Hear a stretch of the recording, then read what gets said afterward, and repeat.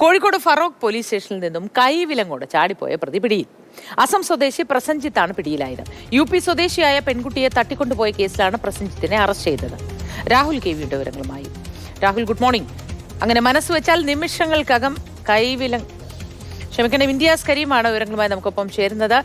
മനസ്സ് വെച്ചാൽ നിമിഷങ്ങൾക്കുള്ളിൽ ഏതു പ്രതിയെയും പിടിക്കാൻ കേരള പോലീസിന് കഴിയും എന്ന് തെളിയിച്ചിരിക്കുകയാണ് അല്ലേ?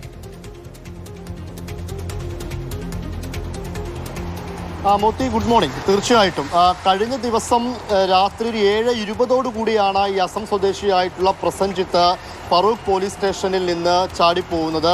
അതായത് കോടതിയിലൊക്കെ ഹാജരാക്കാൻ വേണ്ടിയിട്ട് കൈവിലങ്ങോട് കൂടി തന്നെ സെല്ലിൽ നിന്ന് ഈ പ്രസഞ്ജിത്തിനെ പുറത്തിറങ്ങിയിരുന്നു. ഇതിനിടയിലാണ് കണ്ണുവെട്ടിച്ചു പോകുന്നത്. അങ്ങനെ മണിക്കൂറുകളോളം പോലീസൊക്കെ ഇന്നലെ രാത്രിയിൽ തന്നെ തിരച്ചിൽ നടത്തി. ഈ ഫറൂഖ് പോലീസ് സ്റ്റേഷന്റെ പരിസരത്തുള്ള ഒരു സ്കൂൾ കെട്ടിടം, ആ സ്കൂൾ കെട്ടിടത്തിൽ നിന്നാണ് ഈ പ്രസഞ്ജിത്തിനെ പോലീസ് പിടികൂടുന്നത്. അവിടെ ഒളിച്ചിരിക്കുന്ന നിലയിലായിരുന്നു. പോലീസിനും ഉറപ്പുണ്ടായിരുന്നു അധിക ദൂരമൊന്നും ആ രാത്രിയിൽ കൈവിലങ്ങോട് കൂടി കടന്നു കളയില്ല എന്ന്. കാരണം കൈവിലങ്ങുള്ളപ്പോൾ അതെന്തായാലും നാട്ടുകാരുടെ ശ്രദ്ധയിൽപ്പെടും. അങ്ങനെ ഇത് പോലീസിന് വിവരം അറിയിക്കും എന്നുള്ള രൂപത്തിൽ തന്നെയായിരുന്നു പോലീസ് ആത്മവിശ്വാസം പ്രകടിപ്പിച്ചിരുന്നത്.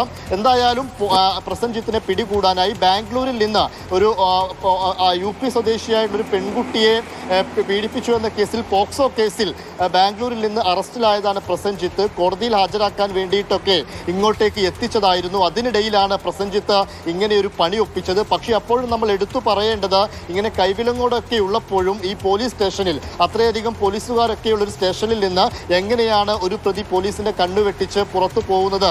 അത്രയധികം ഒരു സുരക്ഷാ പ്രശ്നങ്ങൾ അവിടെ ഉണ്ടോ എന്നുള്ള കാര്യങ്ങളൊക്കെ ആ ഘട്ടത്തിൽ പരിശോധിക്കേണ്ടതുമാണ്. മോത്തി, തീർച്ചയായിട്ടും.